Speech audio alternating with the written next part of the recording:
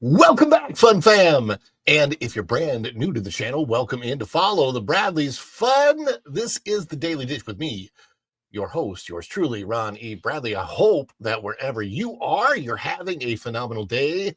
Monday, this is June the 16th as of the recording of this. Monday, June 16th. Yes, I'm Ron E. Bradley. Hope you're having a phenomenal day, morning, afternoon, evening, middle of the night, whenever it is that you might be watching. Let's check our sound. Ron E. Bradley, hope you're happy. Really weird thing with Ron is smiling. He scares me.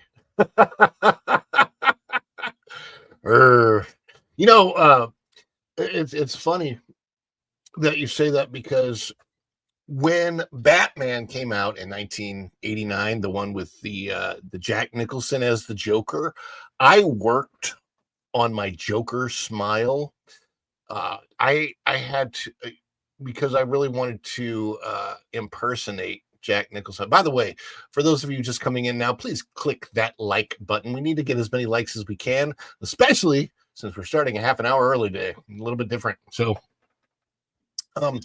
yeah, so I worked on the Joker smile, right? And it took me a long time to learn how to contort my muscles into the face. You guys ready to see it? Ready?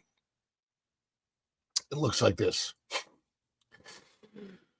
Winged freak terrorizes. Wait till they get a load of me. Oop. Oop.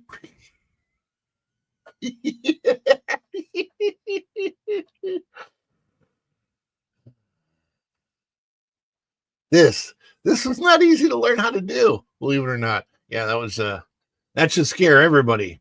That should scare everybody. Guys, thank you. Hides from the scary man. My StreamYard settings changed on me somehow in the background, and I was trying to figure out. Yeah, I don't want that on there. Let me see. I got it. So my settings changed in the background.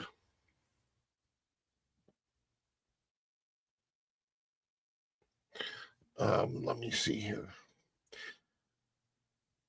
Edit. I don't need my headline on there.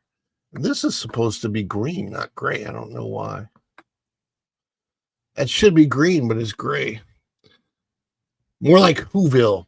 It's because of without the mustache, I swear, when I put the makeup on and I do that, it looks just like the Joker. But the Who's down in Whoville, yes. Although those guys aren't supposed to be scary, but I guess they kind of are. It's a good exercise if one day your channel gets huge and you get ready for many park photos with fans. Yeah, I don't know how that's going to work out. Maybe in Universal or Epic Universe is where I'll be taking the photographs. I don't think Disney's going to want me there too much, unless Disney takes my advice and the advice of everybody that wants them to change and go back to being Walt. That'll be great.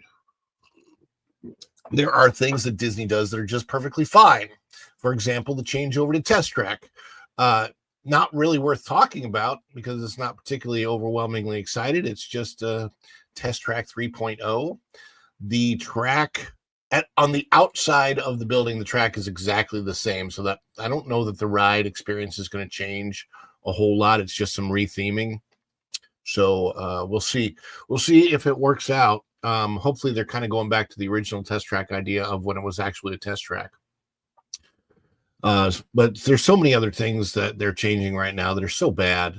Getting rid of Rivers of America and changing it to something that does not belong in the American frontier, that's the biggest issue with that.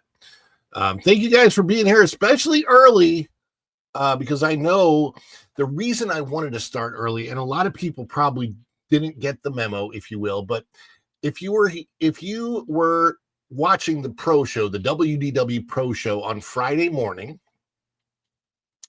the WDW pro show preempted this show. So we didn't do this. I was over there on WDW pro with WDW pro that the idea of finding out just how many people happen to be available to watch something at this time in the morning, there's a lot, because there was, I think, at least over 500 watching on YouTube. So they're I know you guys are out there. I'm inviting you to come in here during this period of time. 9 to 10:40 is now the projected time for this show. I'm going to try and start at 9 o'clock every day. We can get more stories in, possibly have guests, and then have more time for the guests when I do have guests. I don't have any guests today, but the idea is I want to have more guests on the show. I want to have more people coming in and watching the show. We've got to get our viewership up, guys. I don't care who you have to tell, who you have to drag, what you have to do. We got to get our viewership up. It is absolutely necessary for me in order to keep the show on the air, that we get our viewership pretty much to, as long as we get 30, 40, 50. I would love to see over 50 watching at a time on any given day. And once we get up past 50 and we can get all of the likes up, we can get the likes to 50, 60, 70. We got to get the viewership up, got to get the likes up. That's all of you guys. You're helping me out. We appreciate that. Appreciate you being here. We do that, it will give guests more of a reason to come on the show. And I've got some upcoming guests that could be very, very cool, like a former Miss America, for example. But thank you guys for being here today, early on. I know it's early for some of you.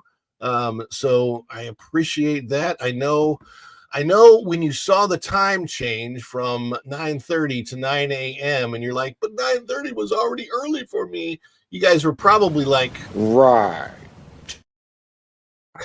And that's okay. And I understand, but I thank you for being here. All of you out there, you give me the energy to be here early in the morning with you. Even if I had a late night last night, I will be here with you at 9 a.m. That is the time, hopefully from now on. And hopefully by the 10 o'clock hour, we're getting a lot more people, but we got to get people in here. So whoever you are, whatever friends you can drag in from anywhere, share this on your social medias, get it out, let people know, come on in, be entertained, have fun in the morning from 9 to 10:40 before we head over to Culture Casino with his 6-minute daily. And on Tuesdays and Thursdays, it's going to be this show, then 6-minute daily, that morning magic, or morning magic from that Park Place, and then the WDW Pro Show, T3PO after that on Tuesdays. We want to set you up to have all the information you need for pop culture and entertainment, to stay ahead of the culture curve, to keep learning, growing, and keep having fun. That is all important. So thank you for being here, because you give me the energy to be here in the morning with you. You're my Energon to my Autobot, the Energon that makes this guy transform and roll out of bed to be here with you in the morning. A toast, Autobots. Boy, these are good. I needed to refuel. Energy!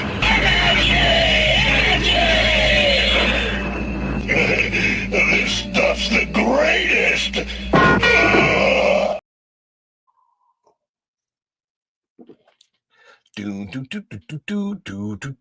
Look, it's Snoopy! Oh, the Christmas tree is invisible. It's an invisible Christmas tree. Gotta love the chroma key. Oh, my goodness gracious me. Thank you for being here so early with me. Let's say hi to everybody that is in the chat that has come in today. Thank you so much for being here. Mr. Snortapoopuskue Burr, our great wrench, our great mod is here. Hello, humans and other critters. Well, I've got that up there in the style. What? The brand color. Aha! It did work. It did work. There we go. Green. I love green. How about yellow? No, I don't like yellow. You guys like yellow? I chose green because green is my favorite color. Yeah, there we go. Yeah, like I said, all this stuff reset on me. So weird. I gotta get that clip up here. I don't have that up here, but I have it. I have the clip. I just don't have it preloaded. Comments, questions, smart remarks. Follow the Bradley's fun. Hello. Jonathan Rubin says, morning, Ron. What do you think the new window puppet show rumored at Magic Kingdom will be like? I think it'll be just like the old show that was there. I don't know if you saw it. I've seen it. But basically in Liberty Square, they had the Muppets who are probably still stashed behind those windows in Liberty Square. Probably still have them there. To be quite honest with you. That would be my guess, is that those Muppets are still stashed back there. And that all that means is some puppeteers go up there and I don't know. I would imagine that show might be pre-recorded anyway. So they'll probably just bring it back. If they do that, they might do that. One of my favorite Muppet interactions was in Epcot a few years ago when they had like the bicycle thing running around. They don't have a place for that anymore because they destroyed that place and put in a college quad. Remember that, Dan? Oh, you probably never saw it. I don't know if Dan ever saw it. Dan's Life with Kingdom is here. Good morning, everyone. Frog and Bear in the Studebaker. Frog and Bear in the Studebaker. Waka, waka, waka. Hey, home, this is Kermit the Frog reporting live. Dan's Life with the Kingdom. Hello. And who else is here? We've got Extreme Meme. Extreme Meme says, only 4 more days till the first day of summer. It's time for that summer sizzle.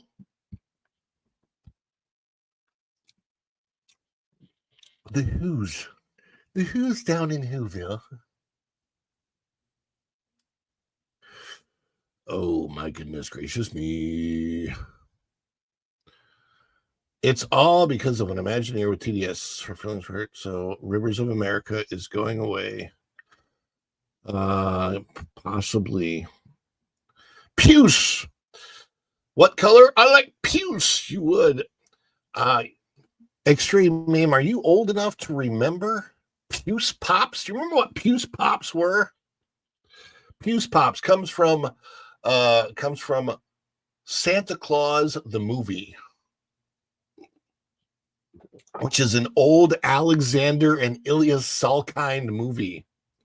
What does Pam say? Pam, sorry, I was waiting for 2:30 p.m. UK here. Now, that's okay, Pam. Here's what we're doing. So, Pam, Friday morning, I was on the Pro Show. The Pro Show preempted this show, and the Pro Show took place about 9 to 11 o'clock on Friday morning.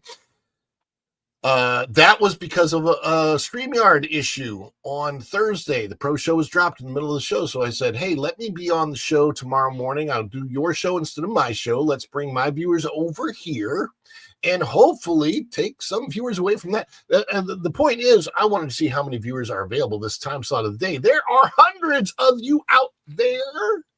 Please come here, please. Pretty please, with sugar on top. We need it so that we can do things like make the goal. We got a goal of 5 super chats on the show today, and we make that 5 super chat goal 99 cents and up. If you can't afford to super, do not super. But if you can't afford, do super. Do become a member of the channel. All those things, all that support helps out tremendously, and we want to keep the lights on for you.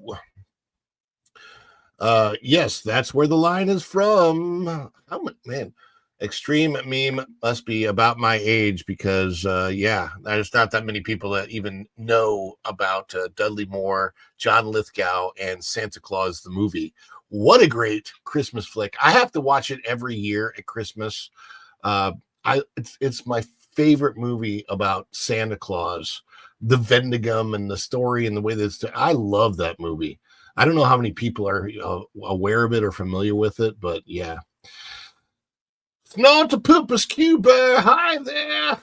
Yes, yes, the Puce Pops, man. I will never forget that either. You and I we're on the same. Let's hear it for Seriton the Puce, the greatest of all wizards. Says Gandalf the Grey. That's what they called me. My goodness gracious me. Guys, you know that, well, let me get this up on the channel first. I really want to have, man, YouTube is hard. So my motivation to do stuff is often tied to viewership. I'm so grateful you guys are here. Even a few of you, fantastic. I want to get more. Getting the numbers up is going to get me going and excited and motivated for all the things that I want to be able to. It's like in my head, I got a head load of ideas, but I got to get them out to you. And that happens from here to there, happens when the numbers start to go up. And I get more and more excited about what I'm able to give. It's awesome. I have a lot in my head bubbling around, and I want to get it out. So we get more viewers, we get the numbers up, boom, boom. Everybody hit the like button. If you haven't done so yet, please do hit that like button. If you're watching on the replay, hopefully you fast forwarded. But yes, hit the like button on the replay, because you can watch on the replay too. You can fast forward to the stories if you want. We're just joshing around right now, early on. And as we get more viewers and get more guests on the show, we will probably josh around a lot less and do a lot more story stuff. So let me see this. I want to get this on the screen real quick. Follow the Bradley's Fun My Spread Shop. It's going to be creating some new merchandise very soon. We've got a lot of new stuff that's going to be coming on board. So you will see new designs. There's other stuff I got to do, create more kids clothing and stuff. But Make Disney Walt Again. That is our flagship product. I don't know if we can still make Disney Walt again, but I sure hope we can. Boy, do I hope we can. It's 10% off right now on 3 products. And if you buy anything during the show and you put that, let me know in the chat that you purchased something, then we are going to celebrate that during the show. Make Disney Walt Again. There it is. Follow the Bradley's Fun. We've got the Fedora Finds design. And we've got our Follow the Bradley's Fun family logo merch. There it is. So instead of $32.49, it is about $29 right now. As long as you buy 3 products, it's 10% off at the moment. Do I think John Lithgow's fantastic. I think he'll do a great job as Dumbledore, knocking it out of the park. Andy W., good to see you. All right, so here's the deal. Andy W., I've been explaining this as people come in.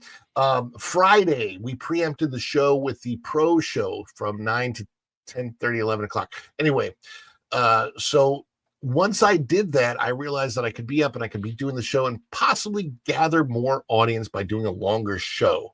So we are trying to get our numbers up to 20, 30, 40, 50, 60 plus viewers per show. And I wanted to check and see if that audience was out there. So Friday, I did the pro show, and there were over 500 people viewing that early, which means they're out there. And we want to see all of them coming in to here to check out Follow the Bradley's Fun Daily Dish. Before Culture Casino and That Morning Magic and Pro Show get going, start the day off with the Daily Dish. And we can do that at 9 o'clock. So expect to see 9 o'clock from now on. And we want to get our numbers up. We want to get our numbers to 30, 40, 50 plus viewers at a time. And again, if you're watching this, if we do the 5 supers, the goal is 5 super chats today, 99 cents and up, anything in there. We get those 5. You guys will pick where I go live from next when I'm out of the studio. So, yes, indeed. Cheers to everybody coming in. Speaking of which, as far as the supers are concerned, so any of those supports, we like to celebrate. Celebrations We love to do dance celebration. When we celebrate on the channel, we ask you celebrate with us in the chat, which means if you're a member of the channel, you have member custom emojis that you can use. If you're not a member of the channel, please, we want you celebrating with us with a fireworks emoji, with a YouTube emoji, any emojis you want, put those in the chat and celebrate with us. We do celebration anytime there is any support from you guys here to the channel. So that is a super chat or super thanks, super stickers, although super chats are the ones that they count toward the goal. Anytime there is a purchase from the spread shop, anytime there is, let's see, PayPal, buy me a coffee, all those things. Good morning, Andy W. and Echo's Heart, and the Bud Files are coming in. Yay! Good morning, everybody. Is live from Disney Security. No, I can't. I gotta cover that. I do not want to. I gotta be able to go to the parks. I got a family too. I got friends that are always coming in and asking me. No, I still enjoy going to the parks. Even there's just some I enjoy going to a lot less. Hollywood Studios being the main one. That park is anyhow. No, anytime there's any support to the channel, so that's super chat, super thanks, super stickers. Somebody becomes a member of the channel. Somebody has a member milestone chat, or somebody drops gifted memberships. Any of those types of things, we are going to celebrate that, and we want to celebrate. We want you to celebrate with us with the emojis in the chat. So please do get them ready. We're going to celebrate. I'll show you what a celebration looks like. We have some short ones and some long ones. This is what a shorter one looks like. Please, if you're ready, celebrate with us now.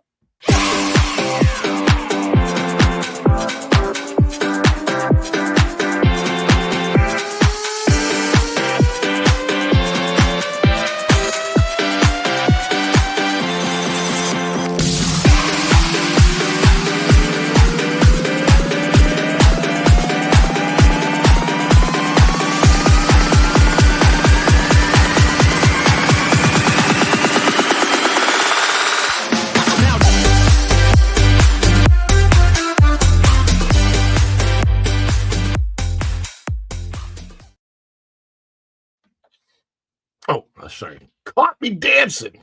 All right, let's start getting to some stories.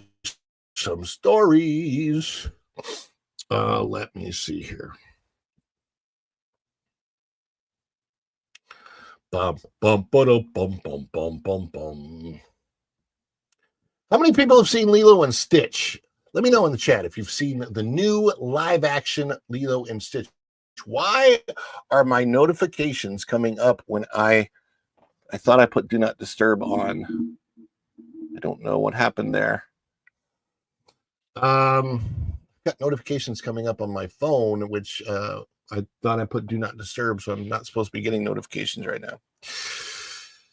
Oh, but let's see here. Okay, so anyhow, if you've seen Lilo and Stitch, the new live action, and you liked it or not liked it, let me know in the chat if you've seen it, and let me know if you liked it or didn't like it. You have seen How to Train Your Dragon. What'd you think, Dan? Did you like the new How to Train Your Dragon? I really liked the new Lilo and Stitch. Still need to see the movie, but my 6-year-old cousin Alicia and her mom loved it. I loved it. I absolutely loved it. She liked it.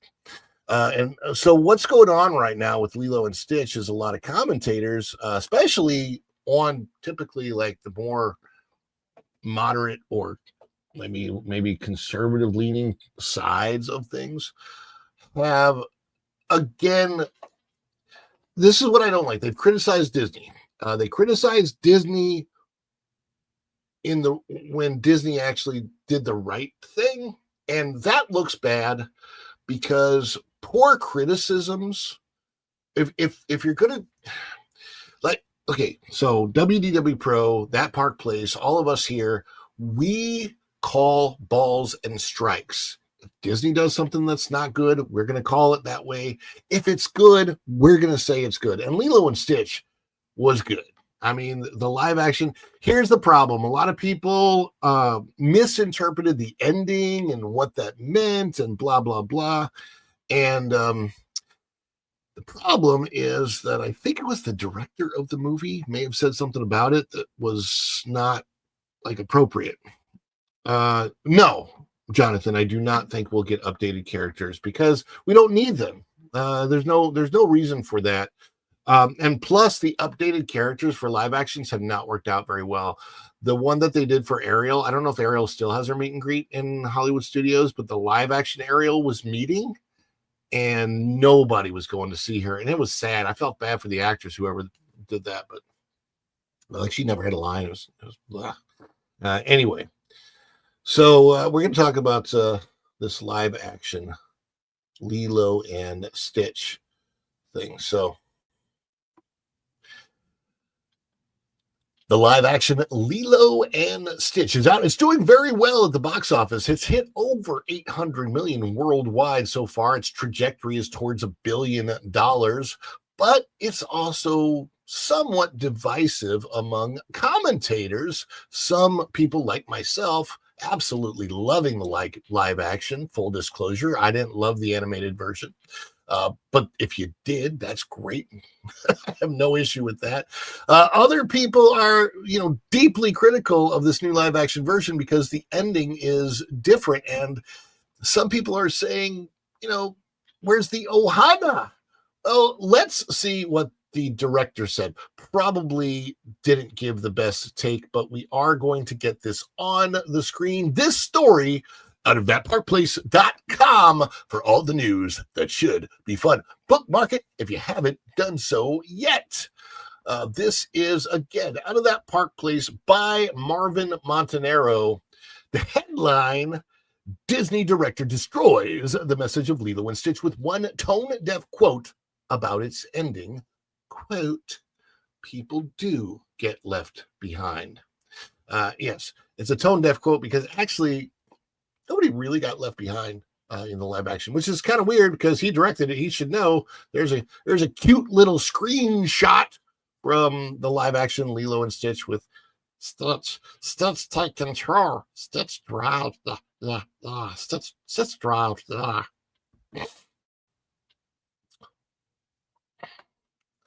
When I first watched, and by the way, this is an opinion piece by Marvin Montanaro, just so you know, just so you get that and understand it. So this is his opinion. Yeah, he's opining, and you can give your opinion down in the comments below. Please do. We welcome that. Yes, indeed. Join the comments. Join in the conversation. We appreciate it here at Follow the Bradley's Fun. When I first watched Disney's Lilo and Stitch live action remake, I didn't hate the ending. In fact, I kind of liked it. The decision to have Nani leave for San Diego to pursue marine biology felt at the time like a bittersweet but noble choice. It wasn't what the original 2002 film gave us, but I saw it as a sister working hard to build a better future, not abandoning Lilo, but trusting she'd return. After all, with Stitch's portal machine in play, the door was still open and she could come back every night. I still left the theater feeling good, but then the director spoke. Oh no. Why do they have to the 6 to 6? 6 to 6 good? 6 to 6 bad.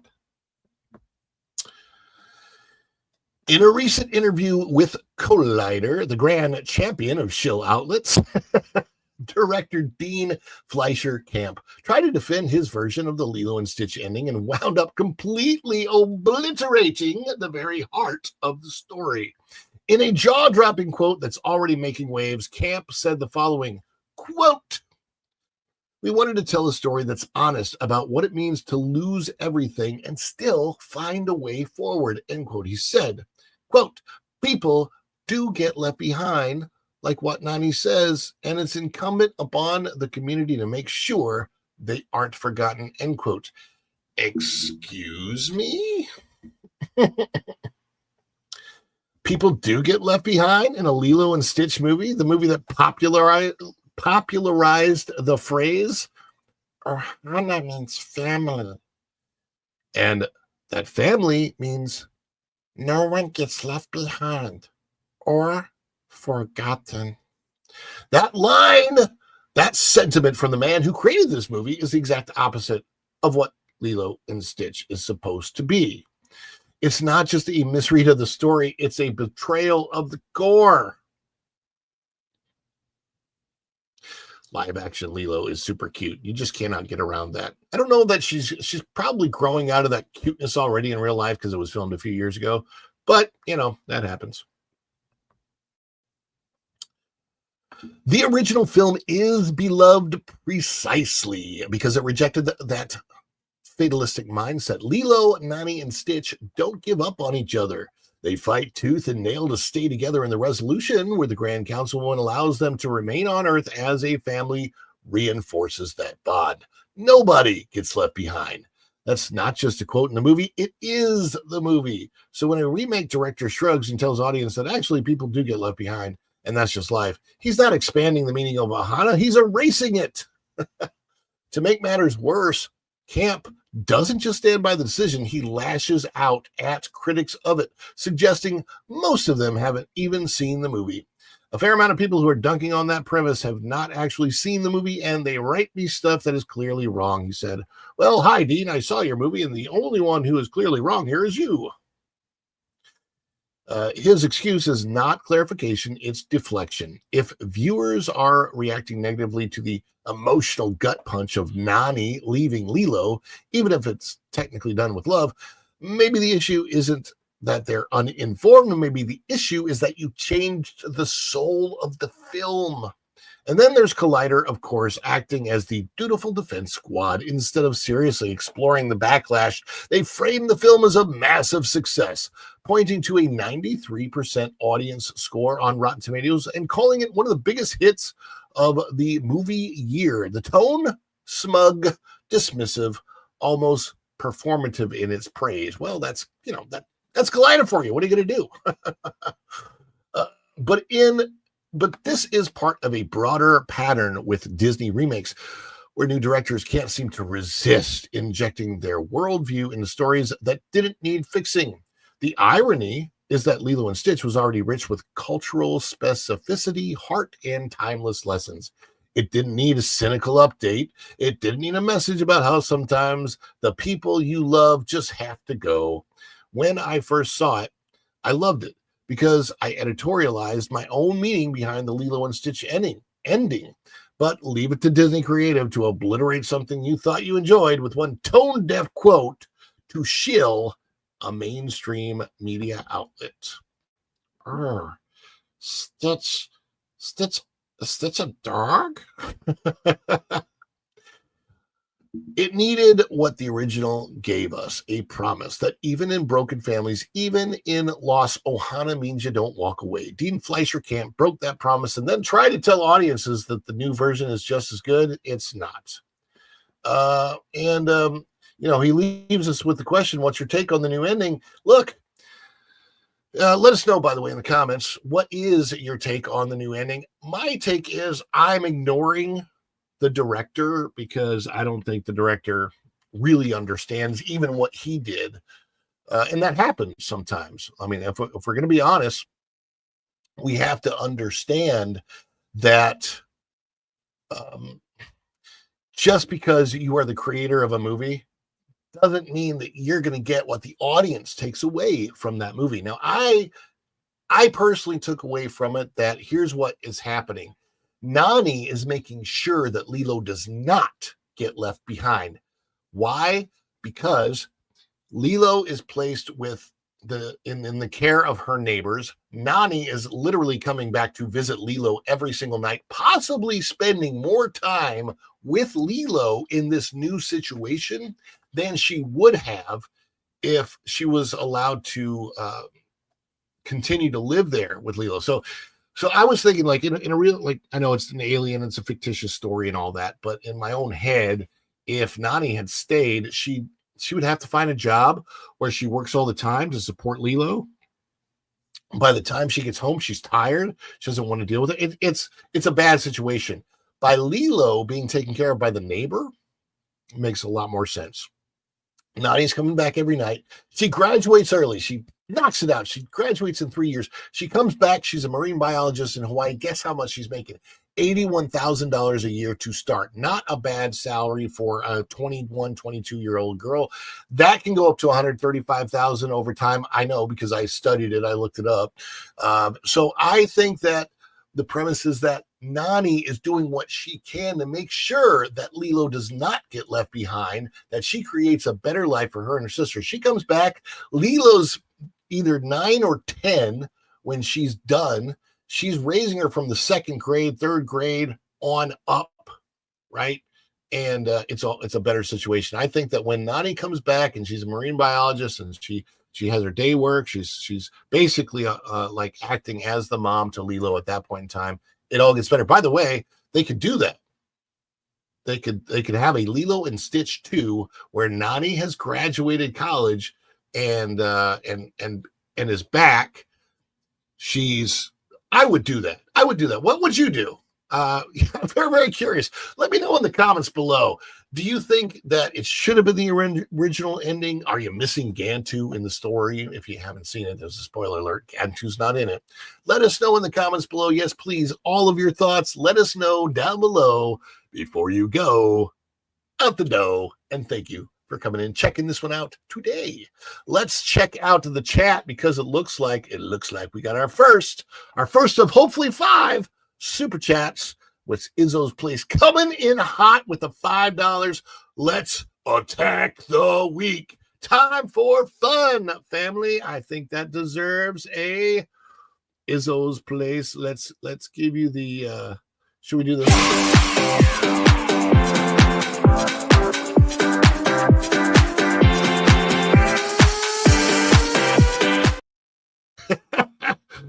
That's to stir up the people who are coming into this not knowing what they got into. Just having fun, guys. Let's do. I think we celebrate. Everybody ready to celebrate in the chat? Custom emojis, member emojis, non-member emojis. Let's celebrate.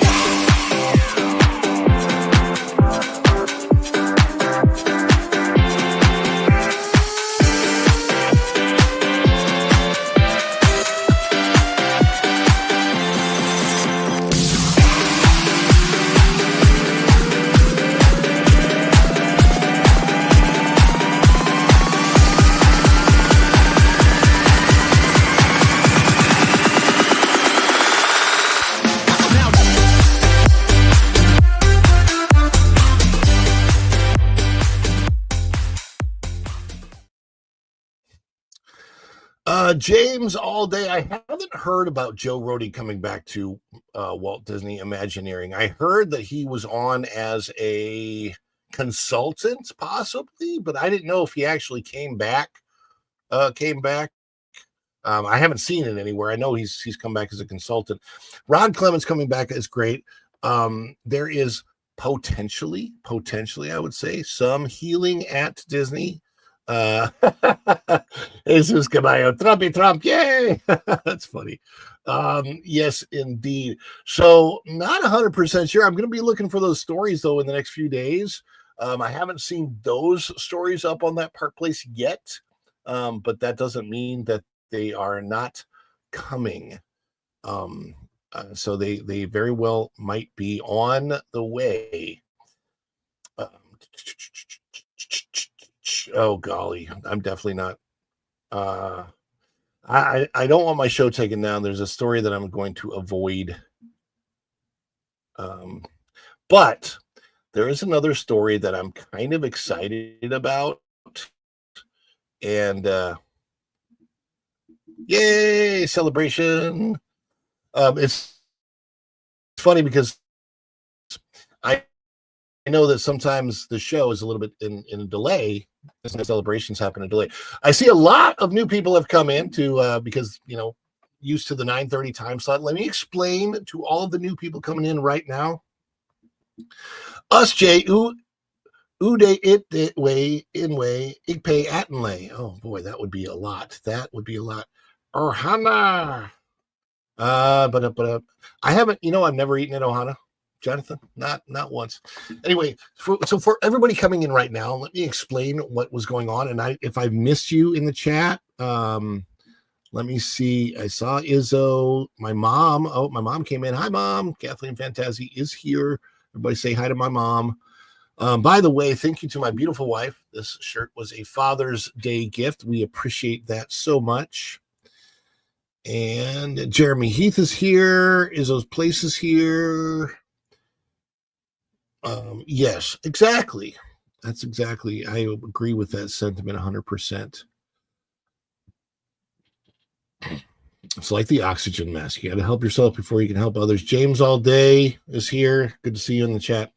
So everybody that's coming in, and I'm so sorry if I've missed you. Pamela. Yes, I did. I did have a nice, relaxing Father's Day weekend. And yesterday, I checked the menu for Casey's Corner at the Magic Kingdom. It's $14.99, $15 for a foot-long chili dog at Casey's. Last night, I made a foot-long chili dog at home with a Casey's Corner hot dog. There's a way to do it. Dan knows the secret. Made my chili dog with cheese and all. It was so good. Split it with my wife because I can't eat a foot-long hot dog. And it was awesome. It was delicious. That was how we ended my Father's Day. That and karaoke. I had a good time singing to my beautiful wife, Virginia Bradley. Anyhow, again, let me explain the 9 o'clock time slot. Friday, you may have seen that I was on the WDW Pro Show in the morning.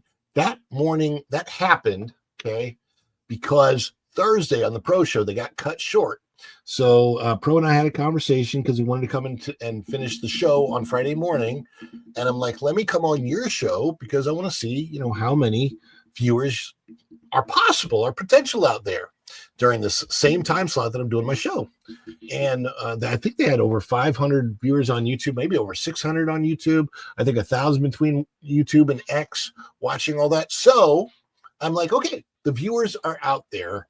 Let me start my show a little bit early, give it a little bit more time, and maybe more viewers will come in. And then also gives me an opportunity going forward, if I'm always starting at 9 o'clock, possibly get some more guests on the show. So we're going to be looking for more guests on the show. We will be maybe changing the format a little bit. I got to, of course, get more assets for the show and stuff like that. But yes, help build the channel, and Ron will share his recipes. When I was making it, I thought about doing it, but I am not a great, wait a second. Did Go and Shogi just come in hot with gifting 5 memberships on the channel? Oh my gosh. Go and Shogi just came in hot, gifted 5 memberships. Pamela Empson got a membership. Eddie Palamo, Magic Adventures, Just Nita, and Karen Owen, all congratulations. New members on the channel, some have been members before.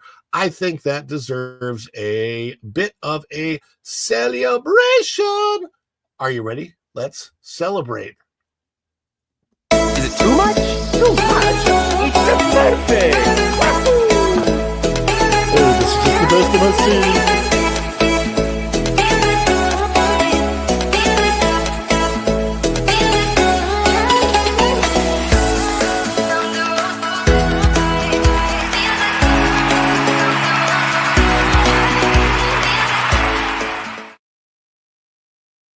And Shogi, I keep meaning to make you a personal celebration. It's going to happen. It's not going to be AI like Pro does. I'm going to do it a little bit differently, but it is going to happen. And it'll be fun. It'll be chef related. So thank you for that. But anyhow, as I was explaining, so I came into the Pro Show, saw that there's a lot of viewers out there available during this time slot. We need all those viewers to come in. So if you know any of those guys, you're talking to them in chats or whatever, make sure that you get, please help us get as many people as possible over to this morning show and make it, a value to the guests that are coming on. We want to have more guests, and we will be doing that a lot more. And no, it's just that I don't have the capability. I don't like that's. I know how much that program costs that he's using, and I don't have that capability. Yeah. So. Anyhow, thank you guys for coming in. We got more stories to go. This one's a fun one for me. I love that having this time slot means I can do more stories. It means that I can be putting up more on the channel for you guys. Please click the like button. We got to get the likes up. I don't know how many likes there are on this. And also, we're 1 out of 5 on the goal for today. Again, I hit the goal for today, 5 super chats, and super specifically 99 cents and up. Don't do it if you can't afford it. But if you can't afford it, great, appreciate it. We'll celebrate it. First of all, we'll do the big celebration. Second of all, if we hit the goal, you guys get to choose where my next live is outside of the studio. And I will put that up on the community tab. That's not called the community tab anymore. I am out of my... Anyway. Wow, thank you guys so much for the support. It's I really, really super duper appreciate it. I'm excited. I'm excited about this next story. This is not at all a bad story. Now, look, we're going to be talking about Josh Gad. Okay, Josh. There's certain things I like him in. I loved him as the voice of Olaf. He's fine, but he's going to be involved in what we're going to be talking about. But it doesn't matter. I'm pretty excited for it. I know. Ugh, that is how I feel too. And by the way, I've met the man. So, not like a formal, hello, how are you doing? I'm Ron, you're Josh meeting, but I have literally been, I was in the restaurant working when he was being served. It's 2019, so it's been a while. Wow. I'm in a picture with him. I'm in a photograph with him, which I think is funny. Anyway, because it's my reflection. Long story. Anyhow, let's gotta get to this story. Spaceballs 2, the search for more money apparently is happening, although the title, as some people have pointed out, should be Spaceball 3, the search for Spaceball 2, the search for more money. That would have been great. Anyway, apparently Spaceballs is happening again. The sequel is happening again. It's going to be very, very interesting. We've got some returning talent. I want to get the story about it on the screen. And this is out of thatparkplace.com. Let's put it up here. There it is. Out of thatparkplace.com for all the news that should be fun. Bookmark it if you haven't already. This is by Mr. Martin Stone. The headline reads, Rick Moranis returning for Spaceballs 2. Sequel hyped by Mel Brooks, but, oh, I hate it when there's a but, is still being written by Josh Gad. Oh, I don't know. We'll see. It'd be very interesting to see how funny or not it could be. There's Rick Moranis as Darth Helmet. I can't breathe in this thing. That was funny. This is one of my favorite movies of all time, so I really hope they don't run the sequel. Spaceballs is coming back. They're the Spaceballs. Watch out, watch out. Spaceballs is coming back with Rick Moranis and Josh Gad. A field of stars, the swell of a grand orchestral fanfare, the inclined text receding into the stellar void as we read the story of Star Wars Legacy announcing a long-awaited project, Spaceball 2, The Schwartz Awakens. One day after the deadline reported Amazon MGM Studios is heavily invested in theatrical and they're not holding any content back from their 2026 slate of movies, Mel Brooks announced the 2027 release of the long-rumored sequel to his 1987 sci-fi comedy Spaceballs. In typical Mel Brooks style, the trailer mocks the state of modern movies with the sequels, prequels to sequels, and such. The teaser concludes with a 99-year-old Mel Brooks wearing a Spaceballs the sweatshirt talking to the camera.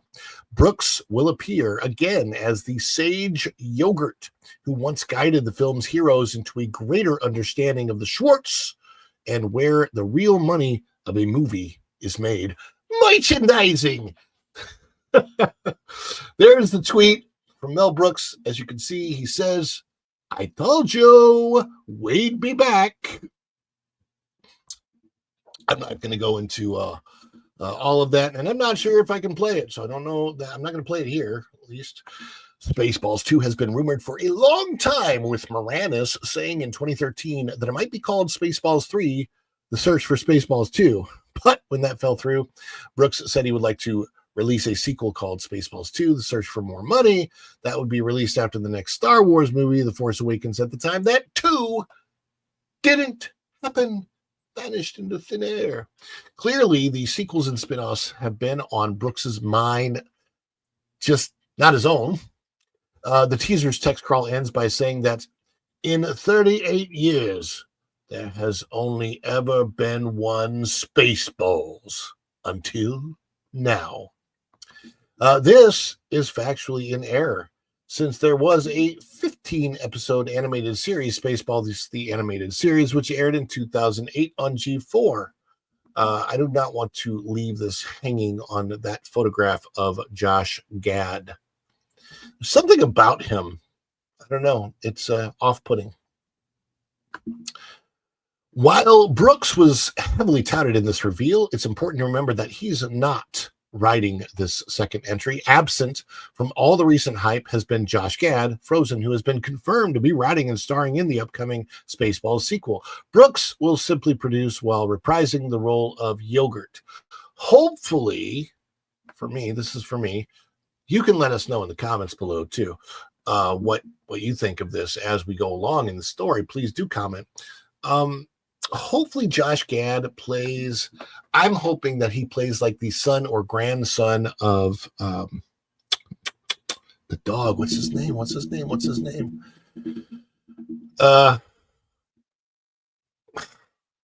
John Candy's character, who I can't think of at the time. Somebody in the chat, tell me. Barf, thank you. I don't know why I couldn't. Barf, yes. So hopefully Josh Gad is playing the son or grandson of Barf. And it would be very, very interesting to see what his character is called if he does indeed play that kind of a role.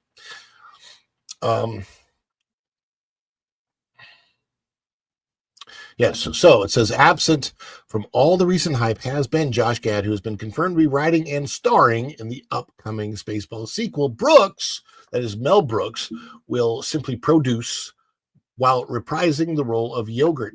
Boy, man, 99 years old and he's still working. Whew. Casting news soon followed, confirming that Bill Pullman will return to play Lone Star, the space Winnebago driving Schwartz wielder. Kiki Palmer, nope, that's from the movie Nope, by the way, has been cast, though no character details for her have been released, while stories had to quickly be updated to include the late dropping news that Lewis Pullman, that happens to be Bill Pullman's son, who is in Top Gun Maverick. And of course, Lewis Pullman also just recently played Void in the new, he played the role of Sentry and Void in the Thunderbolts movie, will be joining his father playing an undisclosed role. The big news to many fans is that Rick Moranis will be returning to play Dark Helmet. That's going to be very, very interesting, because Rick Moranis has taken a long break from acting, so I'll be very, very happy to see him back. Let us know your thoughts about Rick coming back in the comments. From the late 70s and through the 80s, Rick Moranis became a staple of comedy, but when he lost his wife, Ann Belsky, to cancer in 1991, he began to pull back from the public life to focus on raising his children. Throughout the 90s, he made a smattering of family movies, and after 2000, he did a little voiceover work. The last fans may have heard of him was in late 2020 when he was the victim of random violence in the infamous knockout game Fad. Strangely, the attack happened only minutes from the apartment building where his character, Louis Tully, lived in the 1984 hit Ghostbusters. Or, you may have seen him in that Ryan Reynolds phone commercial. The inimitable John Candy, 1954 to 1994, appeared in the original Spaceballs as Barf. There it is. The Mog, half man, half dog, his own best friend. If his character is to be recast, there is no word yet on whom it would be. I don't think it'll be recast. That's my thought on it. Deadline reports that Spaceball 2, The Schwartz Awakens, has been described as a non-prequel, non-reboot sequel part 2, but with reboot elements, franchise expansion by film by people who have not yet seen the script. Oh golly. Yeah, so it's like, it's a 2025 movie, right? Josh Greenbaum from Strays is directing based off a screenplay based from Josh Gad and the writing team of Benji Samit and Dan Hernandez. They wrote Pokemon Detective Pikachu and Teenage Mutant Ninja Turtles Mutant Mayhem. Previously, Josh Gad worked with Mel Brooks on the divisive 75% tomato meter versus 34% popcorn meter scores. As of this writing on Rotten Tomatoes, History of the World Part 2, where he played Shakespeare. He is also announced to star with Rick Moranis in the upcoming Shrunk, a new entry in the Honey, I Shrunk the Kids series that will be directed by Joe Johnston. So, it's a very, very interesting Josh Gad writing, but even with that caveat that Josh Gad is writing this, I'm still excited for it. I've been waiting for Spaceballs 2 for a long time. Please don't ruin it, guys. That's all I'm asking. Let me know your thoughts about the whole Spaceballs 2 thing down in the comments. Are you a fan of the first, or does it repulse you? Some people don't like it. Some people don't like Spaceballs. It's okay. Everybody's got their own opinions, but I want to know your opinion down in the comments below. What are your thoughts on the whole new Spaceballs thing? Are you worried that Josh Gad might be coming in to do this, or are you okay with it? Let me know down in the comments below before you go out the door. Thank you for coming in and checking this one out today. For those people watching the live, I do that so that I can cut this into its own video. I'm not cutting all these. That's the funny thing, is I'm not cutting all these, but I'm trying. I'm trying to cut them so that I can get more on the channel for you guys. So thank you guys for coming in. 26 of you watching right now. Pam Empson with the 2 British pounds coming in, helping the goal, Ron. Thank you for all you do. We appreciate that. We got 2 out of 5 on the super chat goal. Again, if we hit all 5, we will be doing a live, and you guys will pick the spot where I will do the live outside of the studio, whether that's a park or somewhere else. We've got Long Rua. I got to celebrate this too. Also became a member. If you guys are ready, get your custom emojis ready. If you don't have custom emojis, Long Rua, you're new, and 5 other people got them from Going Chogi. So you got them, and do them and put them in the chat as we celebrate. And if not, if you don't have, that's okay. Celebrate with fireworks. Celebrate with us in the chat. We are going to do a celebration right now.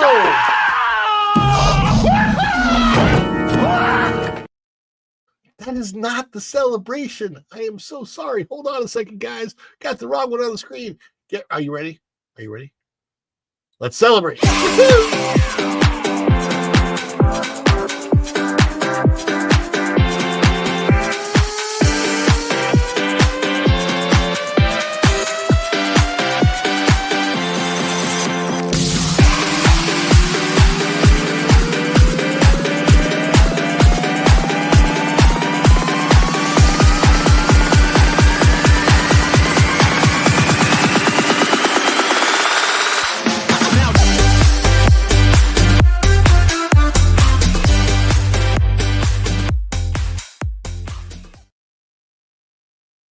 Yay! Celebration time. Finger number one. I like. You did a great job with that one. Look at that. That's great. I love that. Going Chuggy. Coming in hot in those place. And there was a question up here from James. James all day. Since the OGs are coming back to Disney, they should bring Ike Perlmutter back to fix the MCU. Yeah. Hey, you know what? There are a lot of things that they could do to make Disney a little bit more Walt again, and I sure hope they do. Chewy dance. Oh, we're going to have to get Chewy dance. All right, guys. How about this? The next super gets a Chewy dance. How about that? We'll do that for you. It is, we got plenty of time. Got plenty of time left. That's great. Good deal. Let me check out the stories. I'm not doing the Kathleen Kennedy one. This is an interesting one. And you know, some people out there, you may or may not know that I have worked with Dean Cain, a former Superman, in a movie. We did a movie together called Not for Sale. I played Tim, who is somebody who works for a rescue organization rescuing people from let's just say a situation that they don't want to be in. I can't go into detail exactly what it's about. You can watch the movie on YouTube. Just look up Not for Sale. If it doesn't bring up the picture of Dean Cain, look up Not for Sale with Dean Cain. It's only an hour-long movie, but I'm in it. You can see it. So I have a thing for Superman. As a matter of fact, when I was watching back in the 90s, when I was watching Lois and Clark, The New Adventures of Superman, I made a Superman suit that was, in fact, Dean Cain's Superman suit. And he's seen it, which is cool. Very, very cool. So I have a thing when it comes to Superman that I have an affinity for the superhero. I liked the way he was portrayed by Henry Cavill. I do not like the way Henry Cavill's character was written. But I thought Henry made a great Superman as far as looks and everything else. It was written so poorly, so poorly. The certain decisions didn't work. So now here it is. It's 13 years after Henry Cavill's Superman debuted, so not that long ago. Wait a second. I see this one coming in. I hope you read my Zelda boat chat above, Pam. Is it about a boat ride in Epic Universe? Detective Pikachu was okayish, but Mutant Mayhem. Yep. I'm trying to find it. Oh, I see Jesus in here as well. Bartholomew. Okay, I didn't see it. But anyway, thank you for this super.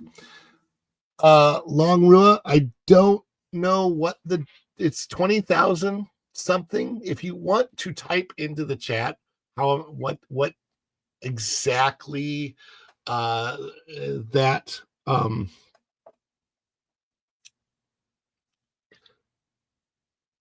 Longrua, type into the chat exactly how I pronounce the name of your money. I would like, because I want to know. I don't know if that's the Philippines or where that is, but let me know, please. Let me see. So the new Mac boat ride, by the way, I promised this, so I got to give it to you because I literally just promised. It's Vietnam Dong. Okay. I should probably know that. Vietnamese Dong. Let me see here. There it is. Guys, celebrate. It's bear time.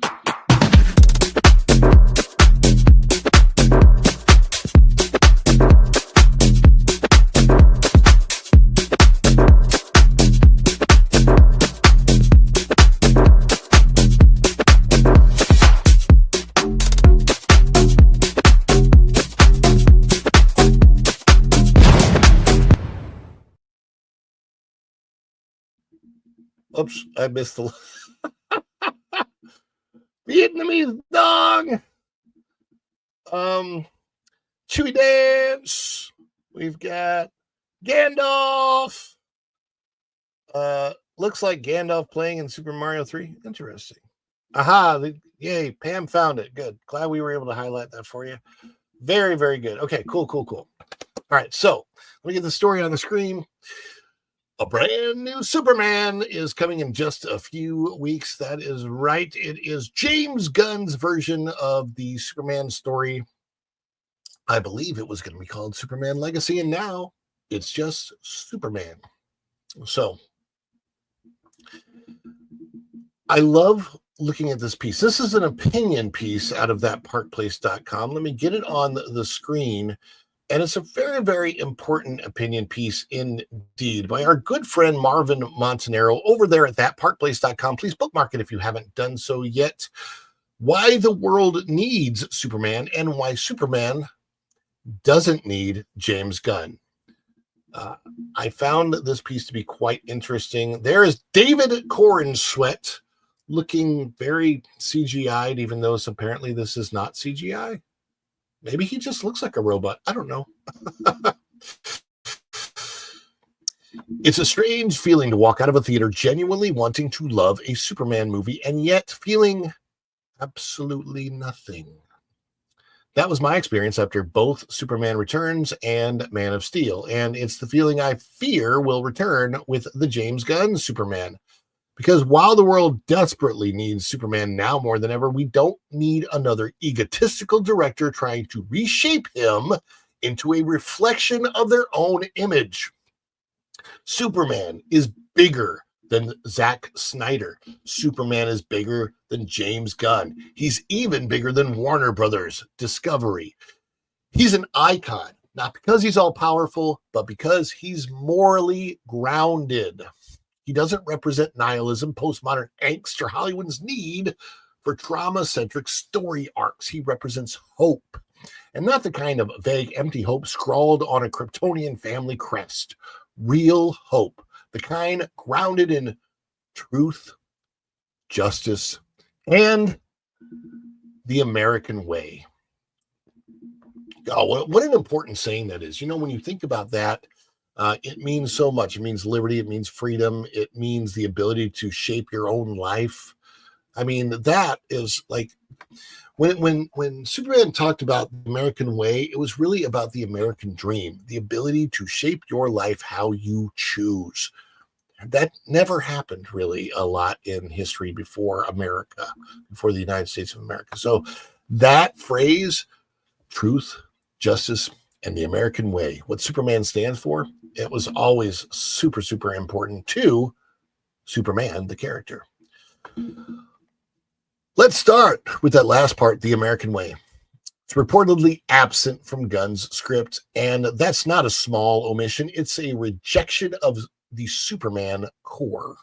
He didn't grow up on some generic space rock or in an urban war zone. He grew up in the heartland of America on a farm with parents who believed in hard work, decency, and sacrifice. He's not some alien god looking down on humanity the way Snyder portrayed him. He's one of us, trying to do what's right because he was raised the right way. The best Superman portrayals have always understood that. Dean Cain nailed it in Lois and Clark with the line, Superman is what I can do. Clark is who I am. I'll never forget that line because I thought it was one of the best written lines in all of Superman lore. And it's true. Superman is what he can do. Clark is who he is as a human being because he's adopted being a human being.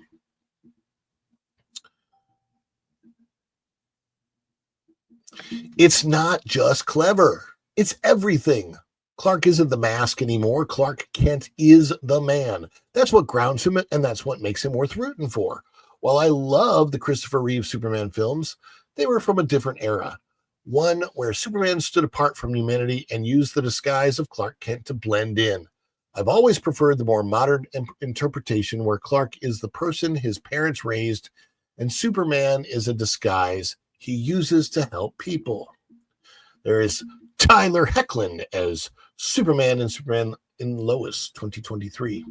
By the way, Superman and Lois, interestingly enough, There are elements to that are somewhat sequel type elements to Lois and Clark, which even Dean Cain has admitted. And interestingly enough, Dean Cain plays a role in the fact that in that Superman universe, he happens to be the stepfather of Kara Zor-El.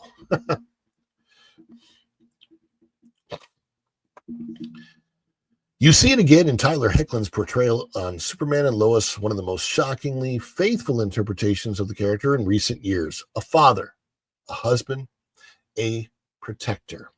There's a scene in that series where Superman flies an enemy into the sky as she's about to explode, and even then he's comforting her. That's Superman. Not sneering in a cape like a Hot Topic mannequin, not brooding over whether humanity deserves to be saved, not getting lectured by Jonathan Kent to maybe let the school bus full of kids, to themselves. And that brings us to the director problem.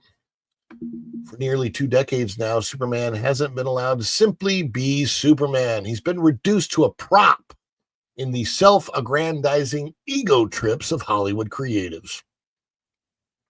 Superman Returns wasn't a movie about Superman. It was about Bryan Singer's nostalgic love for Richard Donner's original. And like Singer himself, the character came off as a creepy, invasive, and weirdly detached. Yeah, that was a very weird take. If anybody remembers Superman Returns, he actually did stalk Lois in that movie. Weird. So, if Rachel Zegler ever wants to talk about a weird stalker that was true, it wasn't the prince from Snow White, but it absolutely was Superman in Superman Returns. That was super duper creepy. Him spying through the window. Ooh, yuck. Yeah, very, very icky stuff. Very much in the vein of Bryan Singer. Then came Zack Snyder, whose Superman was basically a messianic alien god who couldn't decide if Earth was worth the trouble. Snyder's Superman wasn't a man of hope. He was an edgelord power fantasy coupled with some wild hangups about the nature of God versus man. The guy barely smiled. He barely spoke. He hovered above Earth like a demigod, waiting to be worshipped with a whole lot of less than subtle imagery. No wonder audiences checked out. Now, on a personal note, I liked Henry Cavill's Superman, and I thought there were some very good lines in it about hope and hope for humanity. But I understand Marvin's take because he didn't seem happy, and he was never really Clark. So I totally get the take. Now it's James Gunn's turn, and already the warning signs are here. This isn't shaping up to be Superman. It's James Gunn's Superman. Emphasis on those first 2 words. Gunn has plastered himself over every aspect of this production, from interviews to Twitter tirades, or more embarrassingly, Threads tirades. Seriously, why is he still using that ghost town? That's funny. Every time I see some mention of Blue Sky or Threads, I'm like, people are actually on those platforms. I would imagine more people use Truth Social, but that's just my take. Crypto, Superman's dog, has been redesigned to resemble Gunn's own pet. The Kent family now lives in a double wide because that's what Gunn saw growing up, not what Clark did. Even the dynamic between Clark and Jonathan Kent reportedly mirrors Gunn's own father-son relationship with his dad. Then, of course, there's the removal of the American way at a time in which American values are more important than ever. Is it a coincidence that James Gunn is a rabid progressive just as Americana gets siphoned away from Superman? Probably not, though I can't say for certain. How is Superman supposed to be universal when he's being micromanaged into one man's personal therapy session? Yeah, I get that. Compare that to Marvel's early hits. We didn't watch Iron Man and think, wow, what a Jon Favreau film. We saw Tony Stark. We watched Captain America, the first Avenger, and saw Steve Rogers, not Joe Johnston. The best superhero directors knew when to step back and let the character lead. Marvel has since started letting more Hollywood directors put their personal stamp on superhero properties, and surprise, surprise, Marvel is tanking. Today's crop of superhero creative seems determined to tattoo their own psyche on across every inch of the cape. And to be honest, none of them are interesting enough for them to have mass appeal. And yes, there's David Corenswet's Superman. The one part they get right is the hair. Nothing else looks like Superman to me. He looks like he's wearing a dime store costume. And while David Corenswet, by all accounts, seems like a great guy who's super personable, he's barely present in the marketing. We've seen some endearing footage of him interacting with kids on the set or reenacting the Star Wars trench run in his car. And I keep saying to myself, why aren't we focusing on this guy? And the answer to that is simple, because all eyes have to be on Gunn at all times. Every headline, every quote, every reaction. It's Gunn's voice, not Superman, that dominates this rollout. And by the way, YouTube, I'm using that word as somebody's name, James Gunn, just to let you know, algorithm, James Gunn. We're told that this film will restore hope to DC, that it will mark a new era. But if hope is what they're selling, it needs to be earned, and it starts by letting Superman be the North Star he was always meant to be, not an accessory to another director's legacy project. I want to love this film. I want my heart to swell when I see that red and blue blur streak across the sky. I want kids to wear that symbol again because they believed what it stands for. But I don't want James Gunn's Superman. I want Siegel and Schuster's Superman. I want Superman's Superman. I want America's Superman. And if Warner Brothers Discovery really wants to build a universe on a symbol of hope, they need to stop stamping that symbol onto every filmmaker's vanity project and start remembering what it actually means. Superman doesn't belong to Snyder, and especially not Singer. Superman doesn't belong to James Gunn. He belongs to all of us. The world needs Superman now more than ever, but we don't need him filtered through the lens of men that think they know better than the character they're adapting. We just need Superman. Yes, and I would have to agree with that. We just need Superman. What do you think, though? Let us know down in the comments below your thoughts on Superman. Are you excited for the film? Are you worried about it, like Marvin and myself are? I don't even know if I'm going to go see it in a movie theater. I'm just being honest about that. But we'll see. We'll see what happens. Maybe I have to see it to review it. I don't know, but I want to know your thoughts. Let us know in the comments below before you go out the door. Thank you for coming in today, checking it out. Going Shogi, coming in hot. Member for 11 months. By the way, guys, we only need 2 more tiny little super chats, 99 cents or more. We get that goal. Let's get that goal so that you guys get to pick where I go when I'm out and about next time.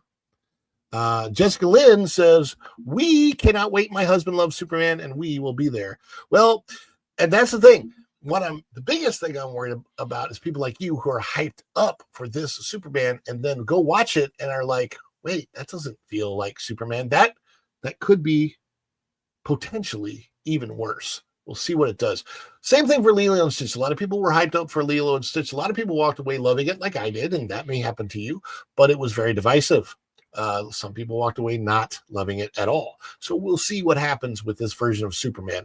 I will say that I'm a little bit more excited for this than I am for the Fantastic Four, which I have no excitement for whatsoever. I'm most excited for the Jurassic World movie because that one looks like it's going to be really good. But yes, Clark Kent being the hero and Superman being the mask is a Quentin Tarantino monologue, not an original thought. But was that Quentin Tarantino prior to the Dean Cain? Because I remember I never saw the Quentin Tarantino. I've never seen that from Quentin Tarantino. Maybe it's out there, but the first time I ever saw it was the Dean Cain thing. Yeah. But yeah, Superman is Clark Kent has always been who he is as a person, and Superman is just what he can do. So yes, indeed. I hope the Monkey Troll Farm. By the way, we do give this a celebration. Is it too much? Too much? It's perfect! Oh, this is just the best of my scene.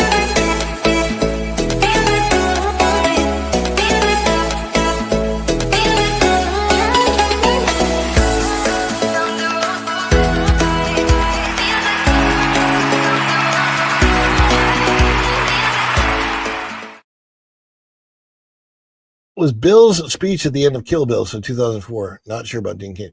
Dean Cain was, oh my gosh, that was way early. It was 1994 when he said that, I think. 1993 or 1994. So it was a long, long time ago. Yeah. In-dee-dee-doo-da-da-da-doo. Yes, Christopher Reeve was the best. It's going to be interesting. My thing is that just David Corn Sweat. Just I can't. He just doesn't look anything like Superman to me. Not even close. Wish he did, but just an. Hey, Fairbrooks, love seeing what your channel is doing. By the way, if anybody is wanting just put some nice background, relaxing music on, hit up Fairbrooks Studio. Really, really good stuff. Throw it in on the background, relax, do some work to it. It's great stuff Fairbrick Studios got going on over there on his channel. Again, we are just too shy of the goal, so let's see if we can hit that during the last story, and then you guys will get to pick where I go next.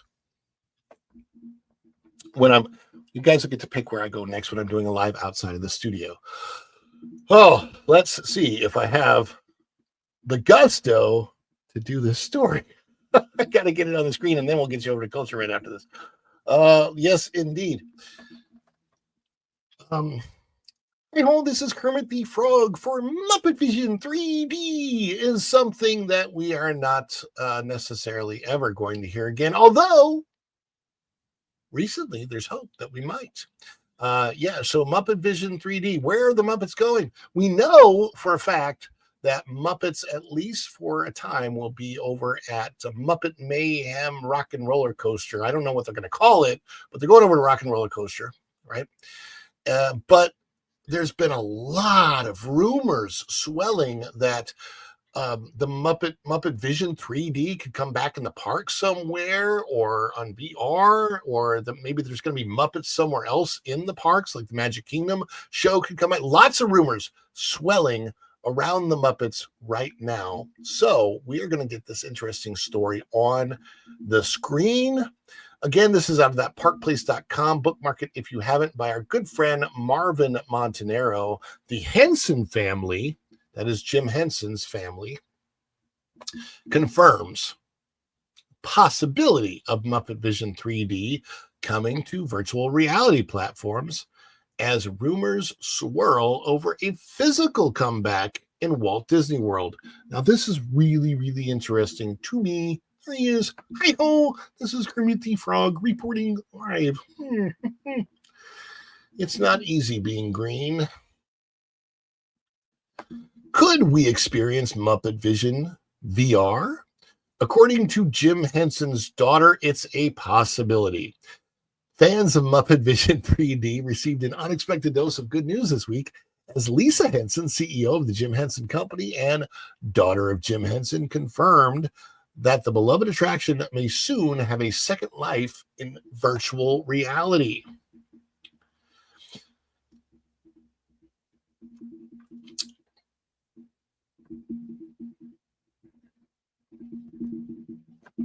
Speaking during a panel celebrating the company's 70th anniversary, Henson revealed that the Jim Henson Company has already recorded the full Muppet Vision 3D experience using virtual reality cameras and has been in active talks with Disney about bringing the show to immersive devices like the Apple Vision Pro. We've had conversations with Disney about adapting Muppet Vision for VR, Henson said, confirming that the classic attraction has been fully documented for potential digital preservation.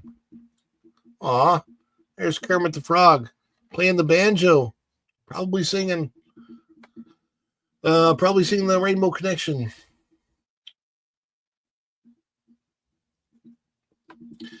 This new revelation comes soon after the closure of Muppet Vision 3D at Disney's Hollywood Studios, where it entertained guests for nearly 34 years.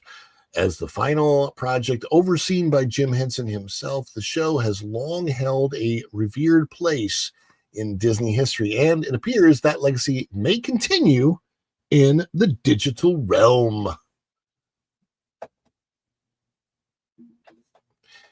Disney quietly prepping the way for a comeback?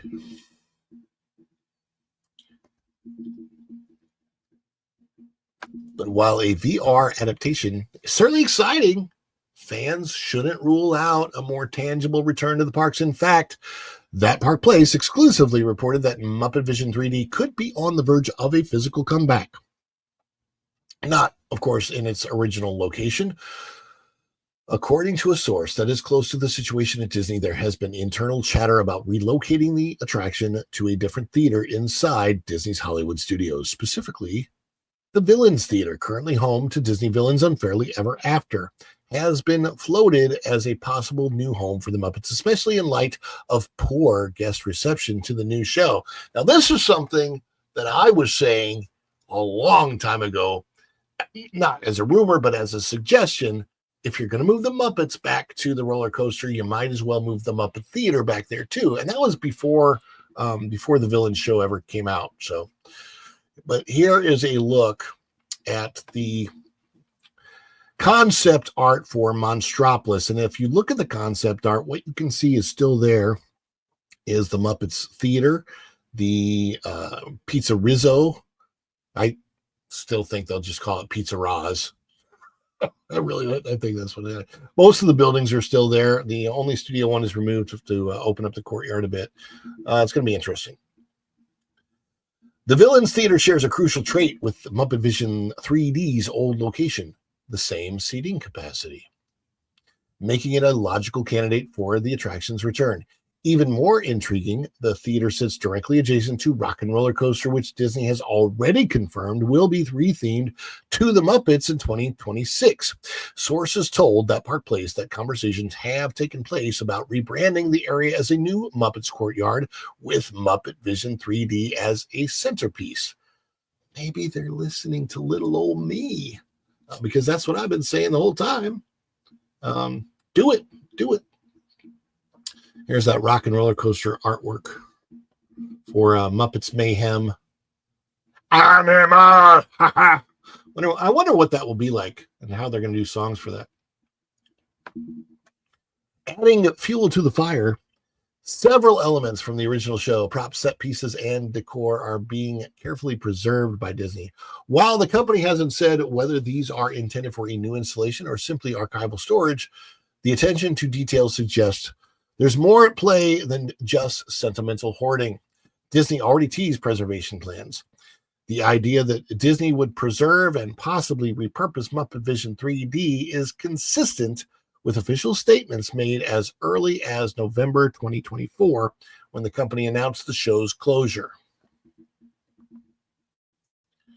At the time, Disney said, "As we move forward with these changes, we are having creative conversations and exploring ways to preserve the film and other parts of the experience for fans to enjoy in the future." That was followed by a cast member exclusive filming session labeled Archiving Muppet Vision 3D, further hinting that Disney may have been serious about safeguarding the attraction's legacy. What comes next? As of now, there is no official confirmation on whether Muppet Vision 3D will return physically, digitally, or both. But between Lisa Henson's VR announcement and That Park Place's exclusive reporting on potential relocation plans, it's clear that Muppet Vision 3D may not be finished after all. Whether fans will one day strap on a VR headset to experience Waldorf and Statler's heckling, or walk into a brand new theater next to see a Muppet-themed coaster, the message is clear. I should reword that. Or walk into a brand new theater next to a Muppet-themed coaster, the message is clear. The Muppets aren't done yet. Muppet Vision 3D. Sorry, folks, for the destruction. Stay tuned to That Park Place as we continue to follow this developing story. Yes, it is a developing story. Very, very interesting. I don't know how it's going to go down, but I am excited. I am excited to see how it's all going to play out. But let me know your thoughts in the comments. Do you think that Muppets will relocate and still that Muppet Vision 3D will be available again for audiences to see at Walt Disney World? Will it come to VR? Do you have a better idea of where it could go? Let us know in the comments. Let us know down below before you go out the door. And thank you for checking out the Muppets today. Let me check out your comments, your chat today. We've got a couple minutes left. If anybody wants to get in the last two supers and help us meet that goal, we'd appreciate it. And then we will get you.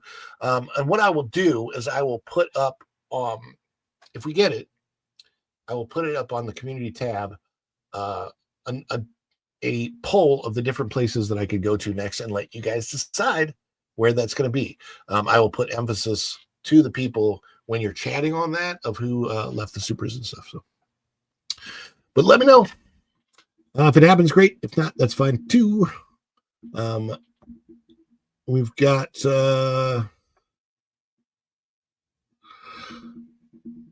Pamela saying it's just not worth the money all the way from the UK. I'm assuming you're talking about going to see the Muppets if it comes back.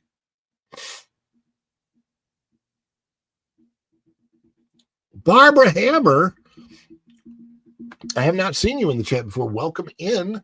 By the way, guys, if you are new here, let us know that you're new. Click the like button, please, on the way in. Very, very important. The number of likes, if we can get the likes up, that helps a lot. And also the support on the channel helps too, because that is something that YouTube pays attention to as far as the algorithm is concerned.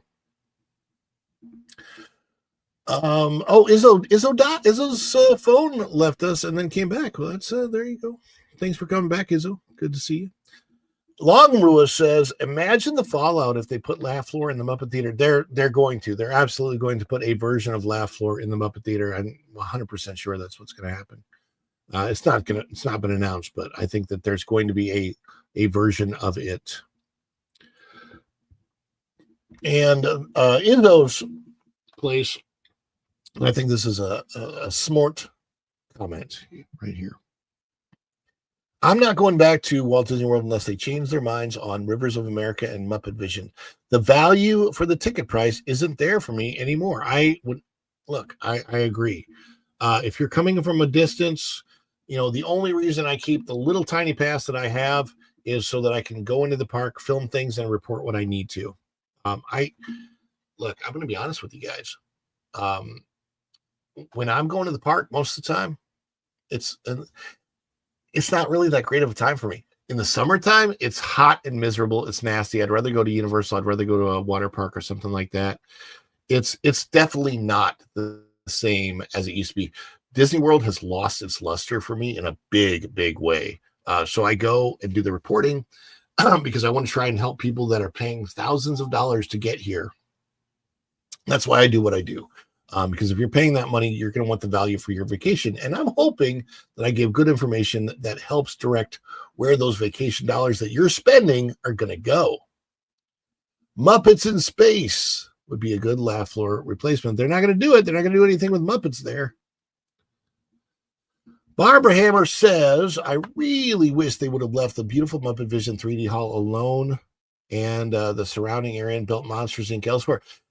Here's the thing. They could have left it alone and still built Monsters, Inc. where it's going. They could have easily led Muppets Courtyard into Monsters, Inc. They literally have monsters who are part of the Muppets, and they own both properties, so they could have transitioned it in a very, what would have been a cool, unique way, and the Disney creatives aren't creative enough to do that anymore. It's so sad. Yeah. Not worth the money. Jessica Lynn says, I miss so much of MGM Studios. I was inspired to be an animator because of that offering. I am sad they removed that and the costume tech tour. It really inspired me for my job roles, and I miss that. Hey, I 100% agree with you. All of the behind the scenes, backstage stuff that they do at the Hollywood studios that they used to do, Streets of New York, the Lights Motors action show, which was so cool. And by the way, always filled up. Every time I went to see Lights Motors actions, it was filled up. Just like the Indiana Jones stunt show is filled up. It was a good people eater. And I'm telling you, great show. Them getting rid of that, sacrificing that for Star Wars is a little bit ridiculous. And it looks to me like we've got a fourth super chat. Did we get, I think we got a fourth and a fifth. Happy Monday. Hope everyone has a great week from Andy W. And Jessica Lynn, Original Studios, coming in with the $1 to help us achieve the goal. Woo, woo, woo. Yes, indeed. You know what that deserves? That deserves our long celebration. If you're in the chat and you got the emojis, get ready because we're going to celebrate.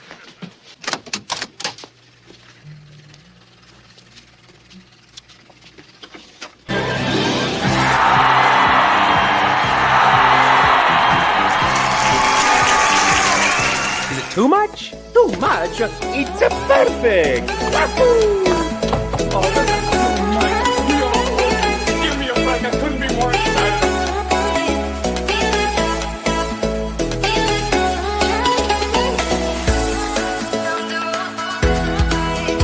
Okay, this anticipation is making me mental. But if they say yes, you can be on the show. I think I would go so crazy.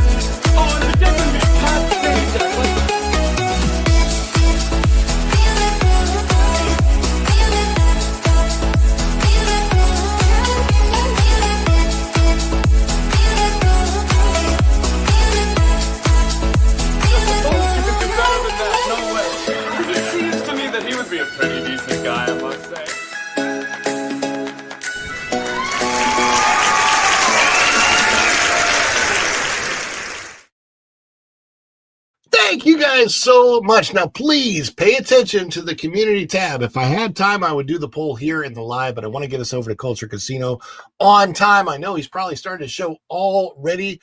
I want to get us moved over to Culture Casino. If I missed any comments, I do apologize for that because a whole bunch just came in with that. And there's thank you guys so much. You guys mean everything to me. You guys mean the world to me. I love you so much. Obviously, keep learning, keep growing, keep having fun. I can't say the way Pro does because I'm not taking his slogan, but I just really, really appreciate all of you being here. We'll see you here. We'll see you on the Pro Show. We'll see you on That Place Morning Magic. We'll see you on Lorena's show, wherever. I could be anywhere. I could show up anywhere. Sometimes even Cultures had me on before. So you never know where I may show up, but we definitely will be here tomorrow. I'm going to do it at 9 o'clock again, coming in early, coming in hot. So 9 a.m. will be the new time, longer show, and you'll probably see a lot more guests coming on board too, because those are fun chats to have when we can get a lot more guests on the show. Guys, thank you. Thank you so much for coming in today. Thank you, Go and Shogi. Appreciate all of your support. The gifties mean the world to me. And we got a great support today, guys. Thank you so much. And until next time, let's send you over the culture, and we will see you real soon. Bye, everybody. Ciao.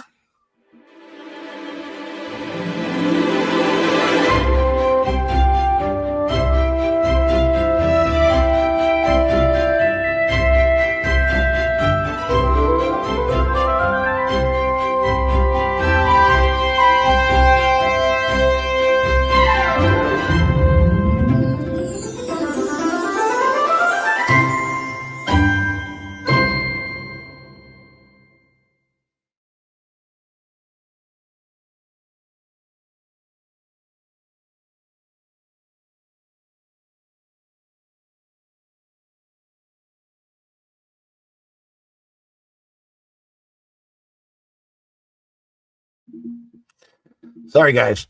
I want to answer this one question real quick, and then we'll let you go. The community tab. I will be putting a poll on the community tab, and that's where that will be. If you're watching this on the replay, this isn't going to make sense, but check out the community tab, the posts. I will leave it up there long enough for everybody to decide.